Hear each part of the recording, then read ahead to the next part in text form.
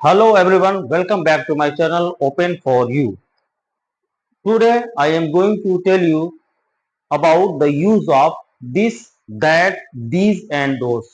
How can we use this, that, these and those? Let us understand by some examples. कुछ examples के through हम लोग समझते हैं इसके यूज के बारे में, कैसे यूज किया जाता है। और ये जूनियर क्लासेस वाले मैटर्स हैं। UKG class first second third के स्टैंडर्ड के स्टूडेंट्स को ये जरूर सीखना चाहिए कि दिस दैट और दिस दोस्त को कहाँ यूज करते हैं, ये पेरेंट्स को भी सिखाना चाहिए। ठीक है, तो आइए हम लोग कुछ एग्जांपल्स देखते हैं और उसको समझने की कोशिश करते हैं। Let us understand. देखिए, दिस और दैट ये दोनों सिंगुलर है यानी एक वचन है, और दिस के साथ इस, दैट के साथ भी इस यूज होता है। इस तरफ दीज और दोस्त ये दोनों प्लूरल है यानी बहुवचन है। एक से ज्यादा कोई चीज होती है तो हम लोग दीज और दोस्त का यूज करते हैं बताने के लिए। ठीक है ना। दिस के साथ इस और दैट के साथ इस। दिस मीन्स यह, दैट मीन्स वह, दीज मीन्स ये और दोज मीन्स वे। दिस के साथ आर यूज होता है और दिस के साथ आर यूज नहीं हो सकता। ठीक है, ये मैंने आपके सामने पूरा रख दिया है समझने के लिए, ताकि समझ में कोई डिफिकल्टीज ना हो। ठीक है ना। तो दिस और दैट ये दोनों सिंगुलर है, इन दोनों के साथ इज यूज होता है। और दिस और दोस ये दोनों प्लूरल है और इन दोनों के लिए हम लोग आर यूज करते हैं। ठीक है, दिस और दैट के साथ इज लगाते हैं, दीज और दोज के साथ आर यूज करते हैं। अब एग्जांपल, यहां पे बकेट, दो चीजें आप रियलाइज करिए। ये बकेट हमारे पास है और ये बकेट हमसे दूर है, ये दोनों एक ही है। ये पास में है, ये दूर है। ये बॉल मेरे पास में है और वो बॉल मुझसे दूर है। ये ट्री मेरे पास है, वो ट्री मुझसे दूर है। ठीक है ना। तो आइए, यहाँ पे बकेट सिंगल है और पास में है तो हम लिखेंगे दिस इज अ बकेट। यानी दिस दैट दिस दोज ये कोई वस्तु है, कोई ऑब्जेक्ट है, सिंगुलर या प्लूरल है, उसको डिमॉन्स्ट्रेट करने के लिए दिस दैट और दिस दोज का यूज करते हैं। ये देखिए, ये बकेट हमारे बिल्कुल पास में है, नजदीक में है, इसलिए हम इसको दिस का यूज करेंगे और लिखेंगे this is a bucket. Second, ball हमारे पास में है और सिंगल है तो लिखेंगे दिस इज अ बॉल। ये ट्री है, ट्री पास में है, इसलिए ट्री के लिए हम लोग क्या लिखेंगे, दिस इज अ ट्री, यह एक पेड़ है।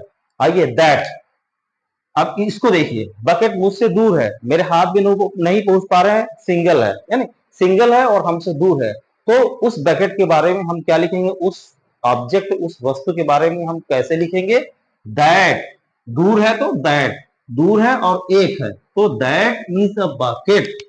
बाल, बाल तक मेरे हाथ नहीं पहुंच पा रहे हैं, हमसे दूर है, तो बाल के लिए क्या डिमॉन्स्ट्रेट करेंगे, क्या लिखेंगे, that is a ball, that is a ball.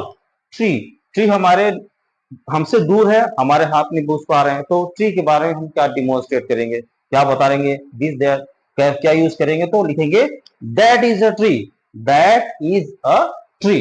ये था दिस और दैट का यूज। एक बार मैं फिर से रिवाइज करता हूं। कोई चीज पास में है और सिंगल है तो लिखेंगे दिस इज अ बकेट। ये बॉल सिंगल है तो दिस का यूज करेंगे, ये ट्री है तो पास में है, दिस का यूज करेंगे। और बकेट सिंगल है, दूर है तो दैट का यूज। बॉल सिंगल है, दूर है, हमसे दूर है तो दैट। ट्री सिंगल है, हमसे दूर है, तो ये बताने के लिए हम लोग दैट का यूज करेंगे। तो ये था दिस और दैट का यूज।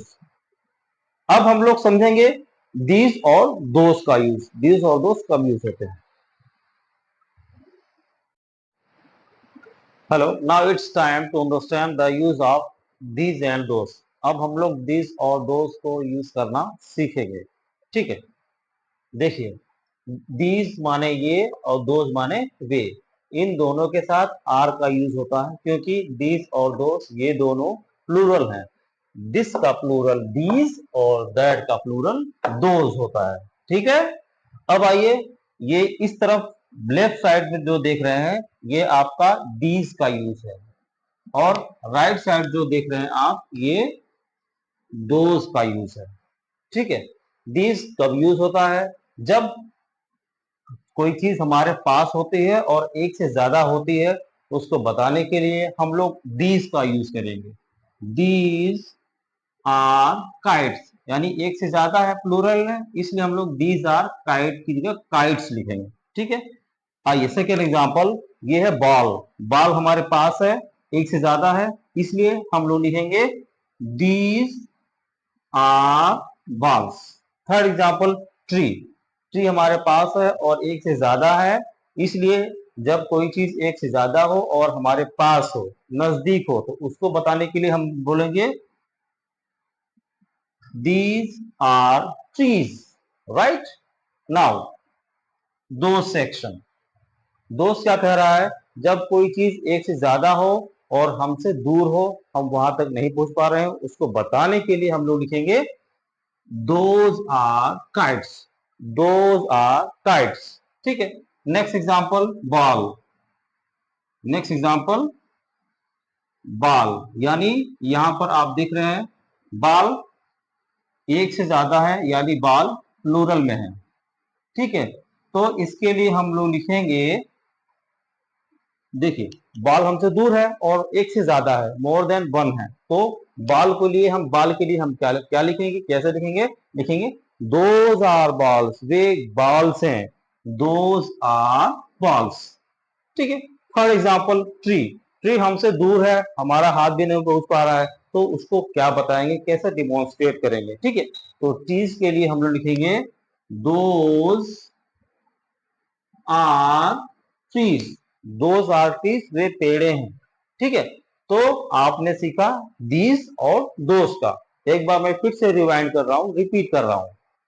दीज का यूज कहां हम करते हैं, जब कोई चीज एक से ज्यादा हो, यानी if the thing more than one, कोई चीज एक से ज्यादा हो, हमारे नजदीक हो, तो इसको डिमॉन्स्ट्रेट करने के लिए, बताने के लिए हम लोग दीज का यूज करते हैं। दीज, जैसे हमारे पास काइट्स हैं, उसको कैसे बताएंगे, दीज आर काइट्स। ठीक है, दीज आर बॉल्स, पास में है और ये भी पास में है, तो दीज आर ट्रीज। कोई चीज हमसे दूर है, हमारा हाथ नहीं पहुंच पा रहा है, उसको डिमॉन्स्ट्रेट करने के लिए, उसको बताने के लिए हम लोग क्या कहेंगे, दोज आर काइट्स, यानी यहां पर एक से ज्यादा है और हमसे दूर है, तो दोज का यूज करेंगे, दोज आर काइट्स। यहाँ पर बॉल्स है, एक से ज्यादा हमसे दूर है, तो यहाँ पर दोज का यूज करेंगे, और यहाँ पर भी दोज का यूज करेंगे, क्योंकि ये चीजें हमसे दूर है और हमारा हाथ नहीं पहुंच पा रहा है, उसको बताने के लिए दोज का यूज करते हैं। ठीक है ना, तो ये था दिस और दोज का यूज, और इसके पहले आपने दिस और दैट का यूज सीखा। और मैं आपसे रिक्वेस्ट करता हूं कि अपने बच्चों को ये जरूर सिखाएं, दिस और दैट, दिस और दोज का यूज।